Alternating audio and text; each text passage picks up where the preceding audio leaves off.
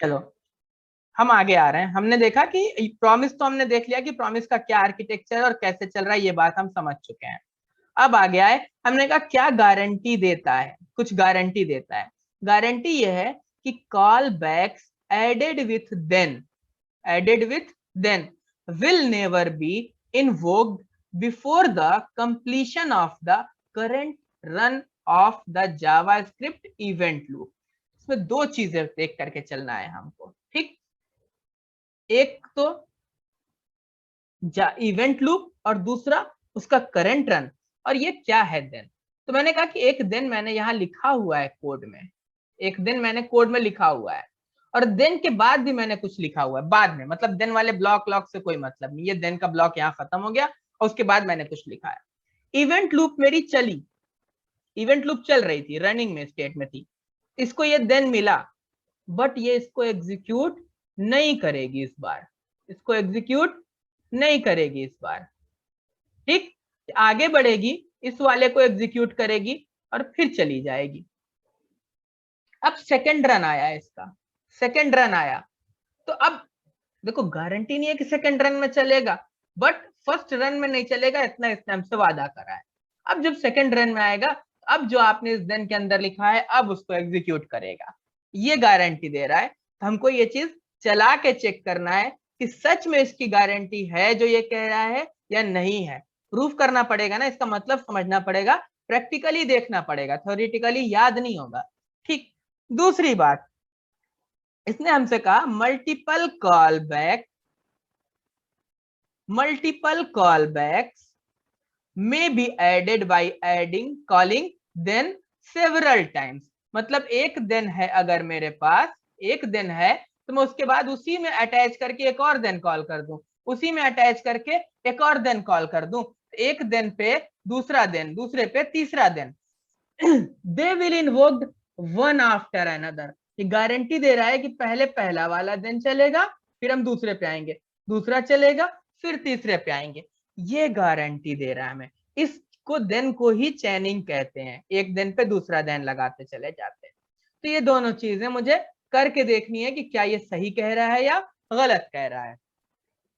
तो आते हैं यहाँ पे, हम बनाते हैं event loop and then .js। देखते हैं सही बात है क्या जो ये कह रहा है हमसे, या ऐसी हवा में कह रहा है।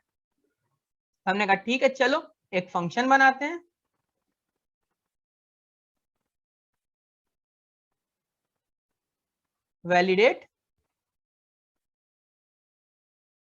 वैलिडेट यूजर नाम का, इसमें यूजर का नाम भेजूंगा मैं, और ये क्या रिटर्न करेगा? रिटर्न करेगा न्यू प्रॉमिस, ठीक। आ गए अंदर इसके, रिजॉल्व और रिजेक्ट में आ गया। अब मैंने कहा भैया अगर ये जो यूजर का नाम है, ये जो नाम है ये ABCD है, तब तो आप कहिएगा रिजॉल्व, तब आप कहिएगा रिजॉल्व और वापस भेज दीजिएगा यस वैलिडेटेड यूजर या वैलिड यूजर, ठीक। अगर ऐसा नहीं होगा तो आप रिजेक्ट कर दीजिएगा, बोलिएगा इनवैलिड यूजर, ठीक। ये काम तो हम समझ चुके हैं अच्छे से। अब आया मैं और मैंने कहा वैलिडेट यूजर, और मुझे पता है कि मैं यहाँ पर नाम भेज सकता हूं ABCD, ठीक। और अब डॉट देन और डॉट कैच का मतलब मुझे पता है कि क्या होता है। दोनों के अंदर मैंने फंक्शन पास किया, देन में मैंने पास किया, यहाँ पे मैंने लिखा रिजल्ट या स्टेटस लिख लेता हूं, स्टेटस लिखा मैंने, ठीक। जो भी आया मैंने यहाँ प्रिंट कर दिया, कंसोल डॉट लॉग स्टेटस। यहां आ गया मैं, यहाँ मुझे पता है कि मुझे क्या करना है, मुझे एरर हैंडल करना है, तो मैंने लिखा एरर console.log और एरर, अगर कोई एरर आएगा तो यहाँ पता चल जाएगा।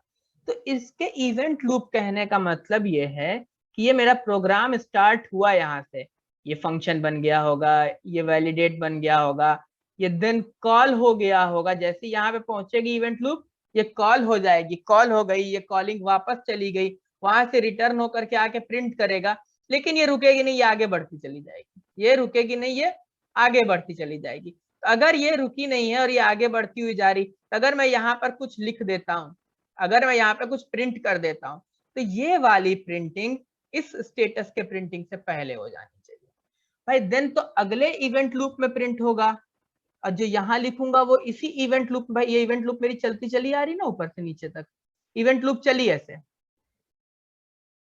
ये चल रही, ये वैलिडेट फंक्शन इसने बना दिया है, कोई दिक्कत नहीं, बना हुआ है, यहाँ इवेंट लूप आगे बढ़ती हुई चली जा रही है, ठीक, चलती चली जा रही है इवेंट लूप, पहुंची वैलिडेट यूजर को इसने कॉल भी कर दिया, ठीक, जब ये कॉल हो गया है तो बड़ा फास्ट जाएगा ना, आप समझ रहे कितने से, मतलब कितना कम टाइम लगेगा, खट से ये जाएगा वहां पे और रिटर्न होकर के ये रिजॉल्व लेके आ जाएगा और इसको प्रिंट करना है, बट इवेंट लूप उससे ज्यादा फास्ट और यहाँ तक पहुंच जाएगी, और इसको कब प्रिंट करेगी, जब सेकेंड राउंड में चलेगी, जब राउंड 2 होगा, और ये राउंड 1 था, लेकिन अगर मैं यहाँ पे कोई कंसोल लॉग लगा दूं तो वो पहले प्रिंट हो जाना चाहिए, अगर ऐसा हो गया तो हम मान जाएंगे कि जो इसने लिखा था वो सच लिखा था, और अगर ऐसा नहीं हुआ तो हम इस बात पे यकीन नहीं करेंगे, तो मैंने कहा console dot log event loop round 1,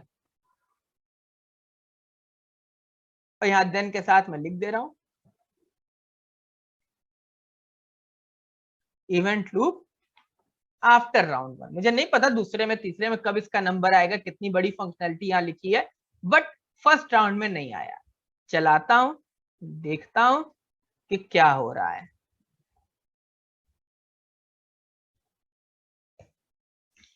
event loop round 1 पहले आया है और राउंड लूप आफ्टर राउंड 1 बाद में आया है, तो यानी कि इससे यह बात साबित हो गई कि जो इसने गारंटी दिया था उससे पीछे नहीं हटा है, अगली इवेंट लूप में अंदर जाएगा। क्या है ये इवेंट लूप, क्यों इतनी इंपॉर्टेंट है, जब हम नोड.जेएस के पास पहुंचेंगे तो हम इसके बहुत डेप्थ में पूरा एक दिन इसी पे देंगे, ठीक। नेक्स्ट चीज प्रॉमिस चैनिंग,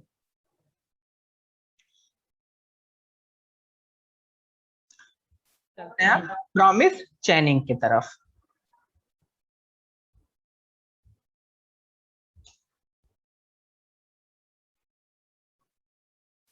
देखते हैं क्या होता है, तो मैं अब एक नॉर्मल सा फंक्शन बना रहा हूं रिटर्न यूजर करके, ठीक, और यहाँ मैं प्रॉमिस रिटर्न कर रहा हूं, तो मैं यहाँ लिखता हूँ रिटर्न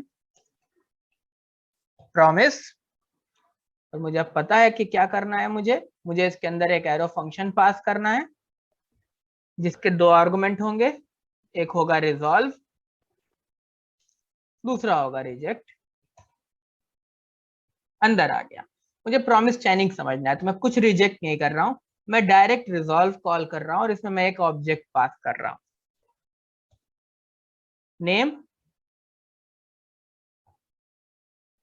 अजहर, मोबाइल, या बस इतना ही रहने देता हूं, छोटा सा एग्जांपल रखते हैं, ठीक।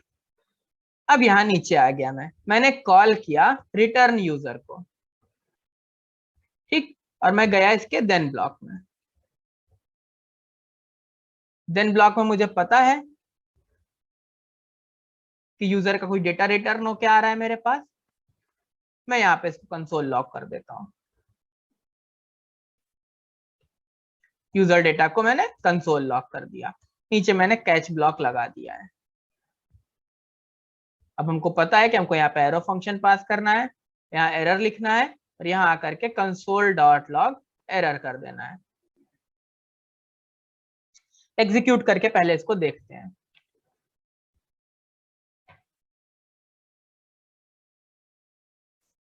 अब हम इसको प्रिंट करके देखते हैं कि क्या होता है। अभी इसने कहा नेम अजहरे का ऑब्जेक्ट किया, बट आपने मुझसे कहा कि सर हमको ये ऑब्जेक्ट नहीं चाहिए, हम चाहते हैं कि इस ऑब्जेक्ट के अंदर से सिर्फ नाम निकल करके मिल जाए डायरेक्ट। तो ये बात इसलिए बता रहा हूँ ताकि आप प्रॉमिस ये रिटर्न देन की चैनिंग समझिए। तो क्या करना है यहाँ पे, क्या कर सकते हैं हम यहाँ पे लिखेंगे return user data dot name. अब क्या होगा कि जैसे ही ये देन ब्लॉक कॉल होगा, ये यूजर डेटा के नाम को रिटर्न करेगा। और जब भी पहला दिन जैसे ही ये रिटर्न करेगा, मैं बार बार रिटर्न पे फोकस कर रहा हूँ क्योंकि कभी यही बहुत बड़ी गलती होती है कि बिना यहाँ रिटर्न लगाए हम अगला दिन लगा देते हैं।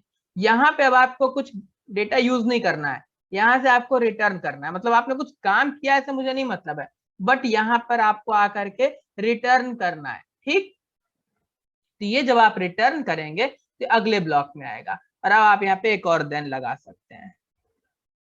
ठीक, इस देन के अंदर क्या होगा, तो आपको पता है कि यूजर का नाम मिलेगा सीधे, और नाम मिलेगा तब आप डायरेक्ट यहाँ पे प्रिंटिंग कर सकते हैं।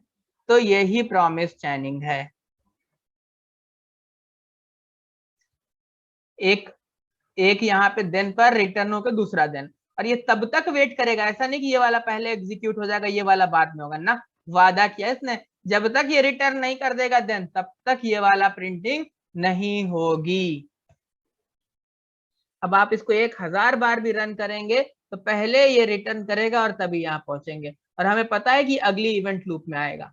ठीक, सेम इवेंट लूप में ये काम नहीं होगा। ठीक, तो ये थी हमारी प्रॉमिस चैनिंग, देन की चैनिंग प्रॉमिस पे। प्रॉमिस चैनिंग में एक प्रॉमिस पे दूसरा प्रॉमिस लगा सकते हैं।